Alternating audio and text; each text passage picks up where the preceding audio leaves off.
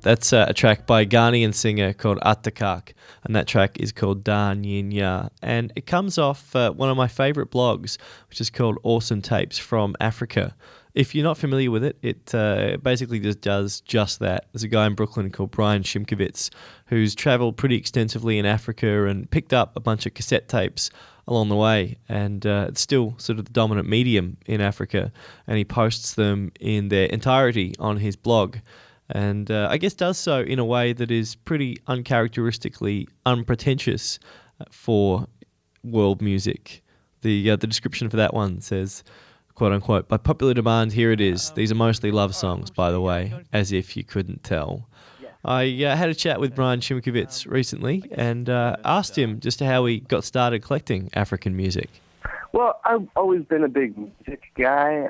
And when I went to Ghana the first time, I went as a student, who was studying ethnomusicology. So my particular interest was always in popular music. So that's the kind of stuff that you're finding in the shops and hearing on the radio. So I became more interested in it just because I was living there for a while and, studying about it and had access to a lot of stuff because there's shops like everywhere. I was living in the capital city of Accra where there's just, cassette shops and some CD stores, but there's just not that many CDs available. So I found myself collecting a lot of tapes.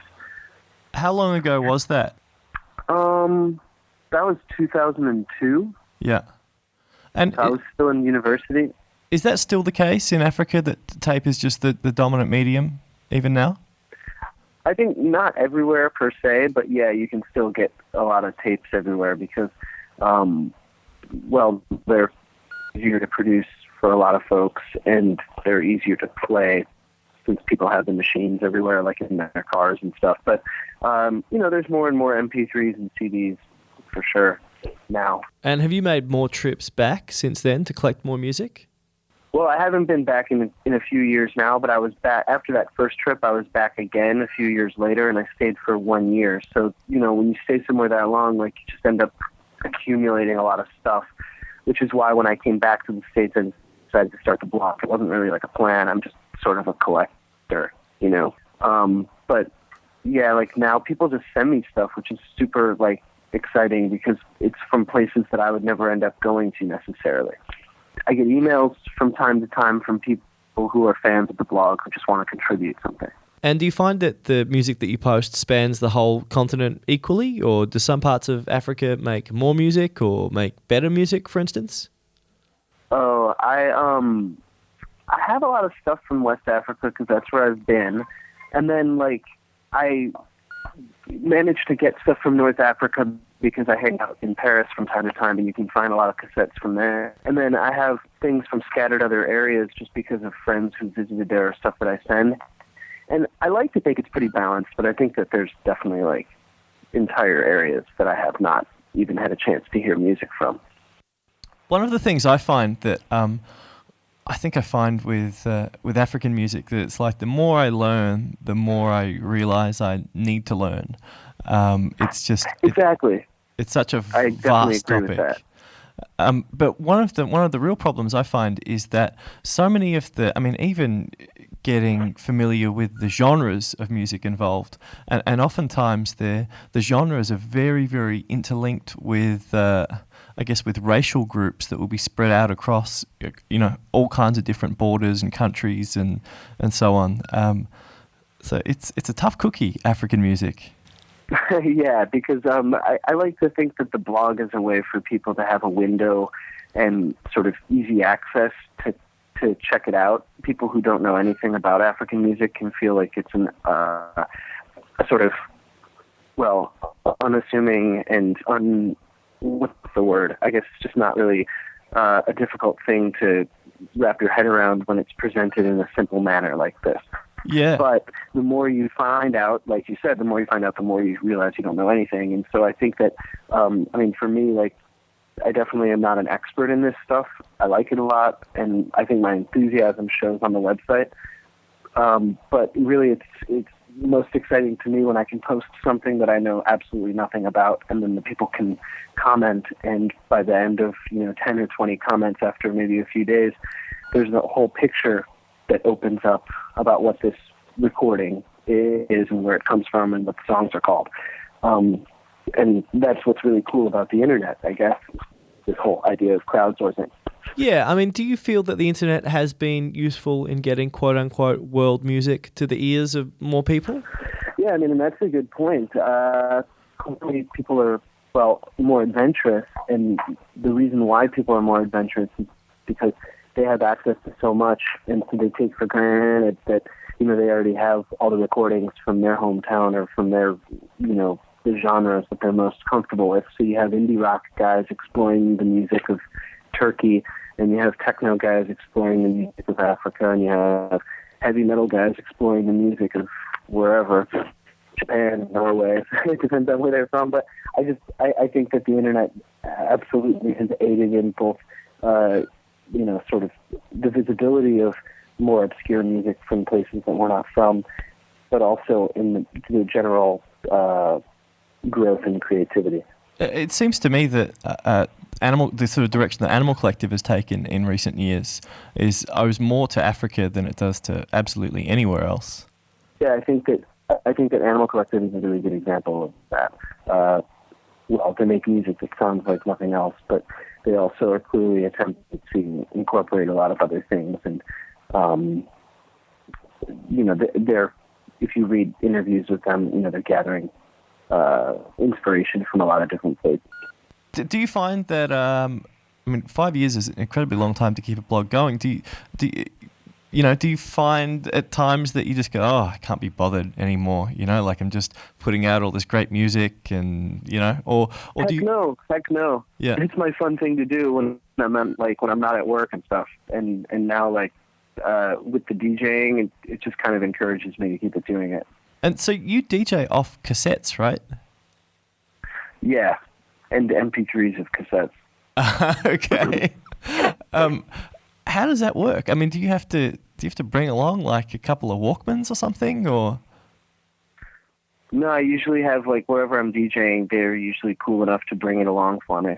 And is that? I mean, is it just regular old tape decks, or how do you cue things up? Is it? Yeah, I usually dual cassette decks. Have one or two dual cassette decks, and then a DJ mixer, and then go between that and a laptop or iPod, and it's not like matching the way that they do at techno parties, but you manage some stuff.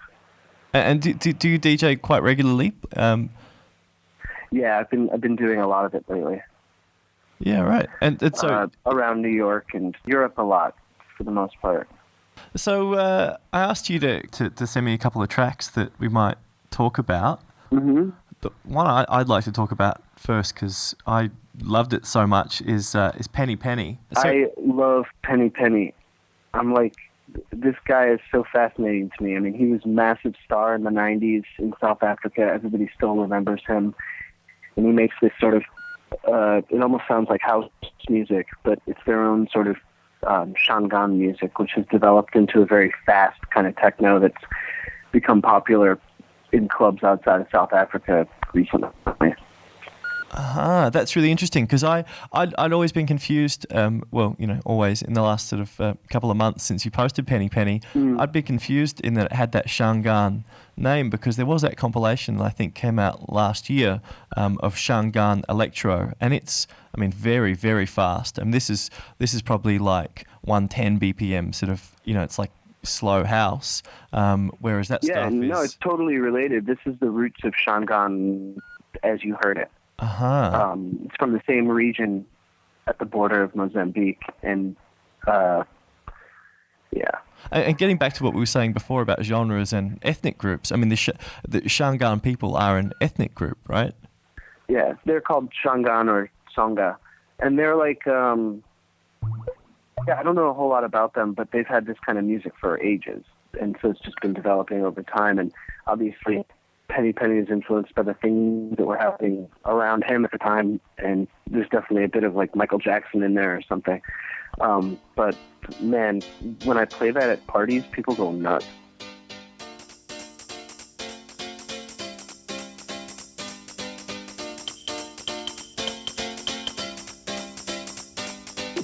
Mama Tale, Utega Joma, Mama Tale, Utega Joma, Mama Tale, Utega Joma.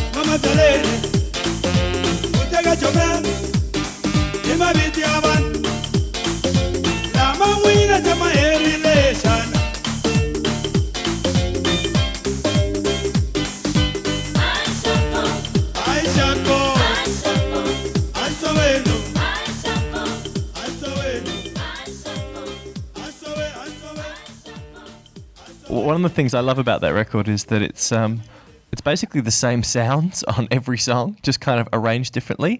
You know, they're using the same keyboard, the same kind of bass sound, but it goes a long way. It's a great record. Yeah, I think it's brilliant. Is Penny Penny, is that, I mean, I know you just posted that up on the blog recently. Is that something that's new to you, or? I didn't know too much about it until my friend who put together that Shangan compilation you're talking about came back from South Africa and gave me that tape. Yeah. And it just over time, I've gotten more and more into it. And then somebody else sent me another Penny Penny recording, which I posted recently. Another track that you mentioned was the one by Jaguar Music. Could you tell me a little bit about that?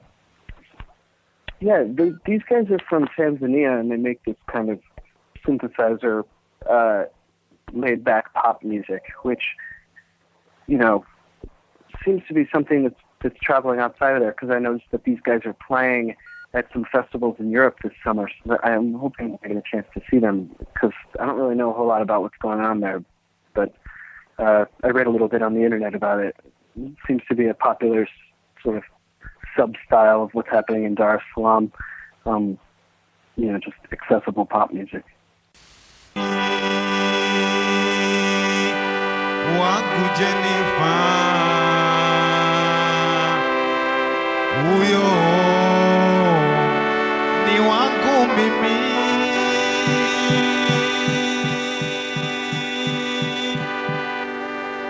Mwenyewe kaniamini mimi, na mimi nimemuamini.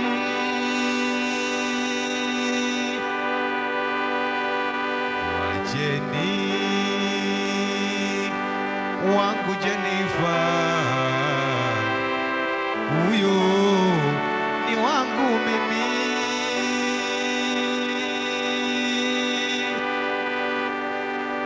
Mwenyewe kaniamini mimi, na mimi nimemuamini.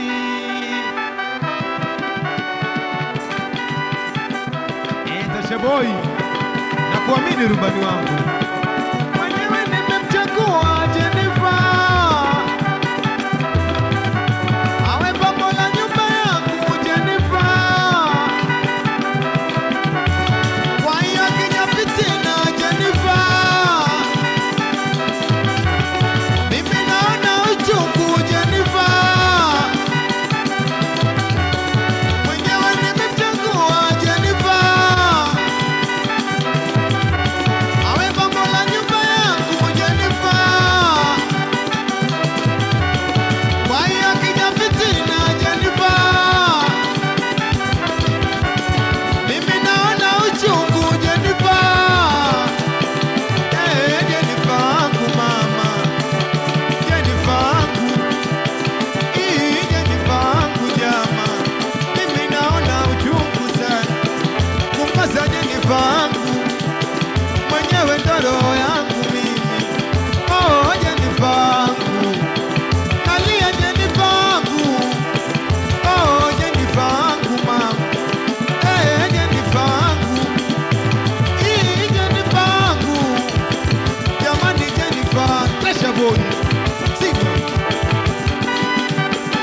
hii kwa niaba ya Kija Baba Isaya. Nimetoka naye mbali Jennifer, tena bila ya mali Jennifer, yani kwa yangu kauri Jennifer, alafu siya mteuri Jennifer. Nimetoka naye mbali Jennifer, tena bila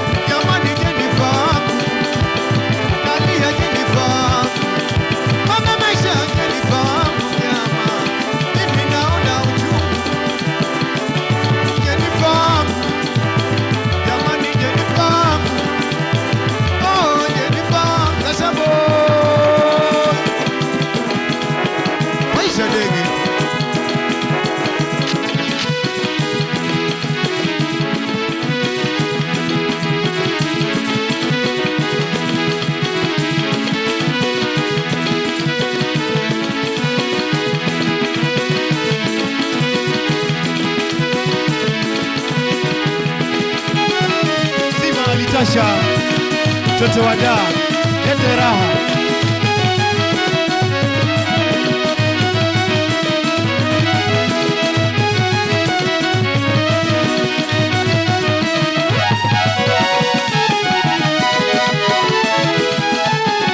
Na kuamini lumani wangu Tasha boy, rusha ndege kwa upole, abiria waone raha. Sana.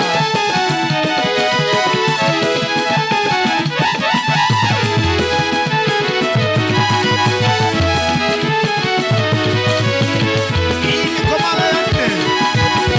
Tunakomesha wapinzani. Ni yetu kubakiza. Wapinzani wale dini yetu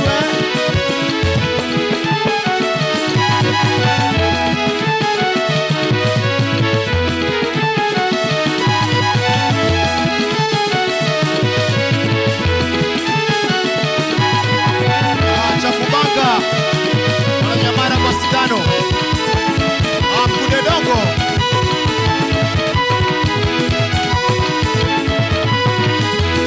Chini boy. Nisalimie waifu. Mamisha.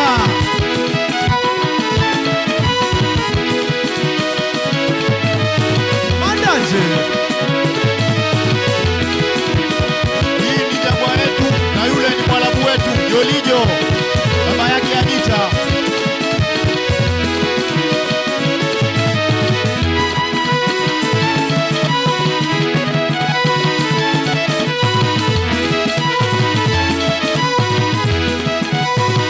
Wakusizi Geta Istanzi Mobu. Hii ni kwa mara ya 4. Waya yowi Tataboti.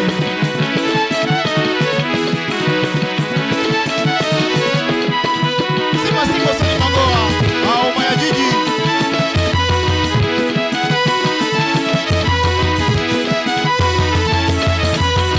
Atranka Msumi. Ole kwa Juba Bobu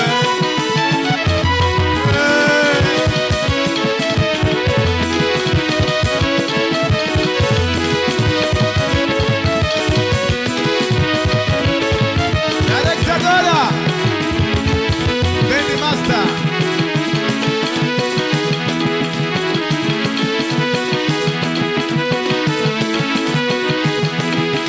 Kalume Genge. Sikia sauti ya ndege la jeshi.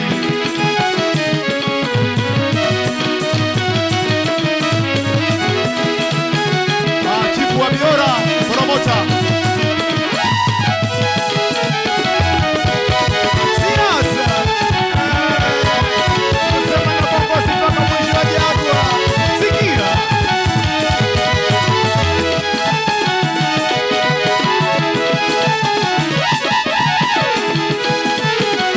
Seni Mgoa. Changanya watu wa kimizao baba. Zungusha. Maisha deke Magoa.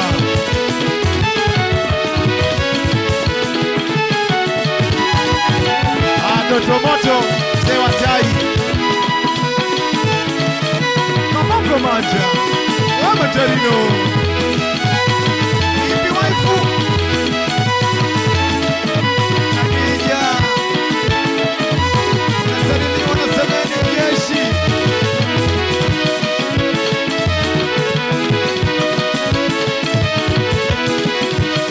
Stanley Control. Nakuamini striker.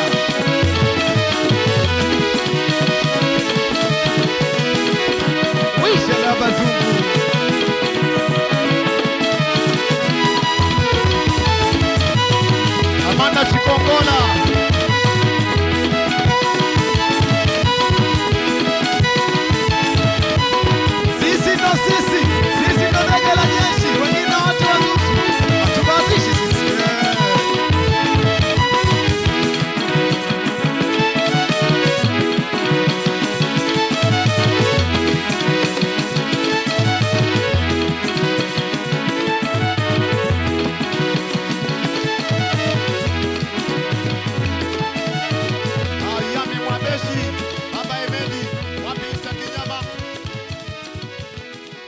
listening to Thanks and Praise on Triple R, and if you've just tuned in, I'm playing an interview that I recorded recently with Brian Shimkovitz, who's behind one of my favourite blogs, which is called Awesome Tapes from Africa.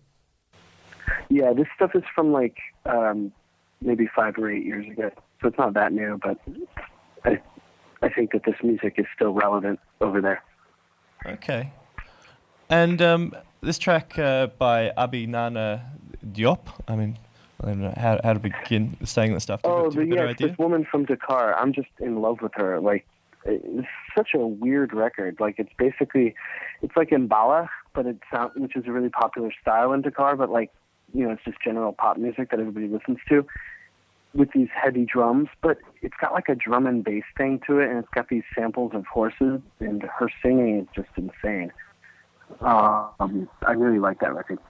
Yeah, it's a wild tune. I mean, as I often find with so much of this stuff, it really struggle to place it, you know, against anything else that I've heard before. You know, it's odd, particularly when it is this sort of middle-aged woman singing, right? Yeah, but you know, I think artists perform for years and years. I mean, I haven't heard that much about her. She's not like super famous. You know, we hear a lot about Senegalese artists like Youssou N'Dour and whatnot, but this artist is rather obscure to me. But it's possible that she's been making records for years and years. Okay, well, let's go out on that one. It's by Abi Nana Diop. It's called Lital, and Brian Shimkovitz, thanks for talking to me. Thanks a lot.